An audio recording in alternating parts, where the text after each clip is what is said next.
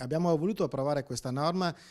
che commina delle sanzioni amministrative non a coloro che legittimamente vogliono manifestare nel rispetto della legge la loro avversione nei confronti della caccia e della pesca, ma questa norma si rivolge a coloro, gruppi organizzati, che con la violenza vogliono impedire in maniera intenzionale l'esercizio di attività lecite come la caccia e la pesca,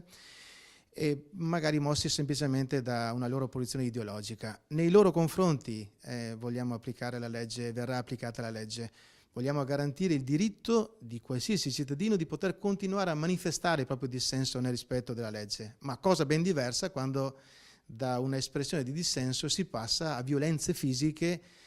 vittime delle quali sono delle persone che esercitano le loro attività nel rispetto della legge.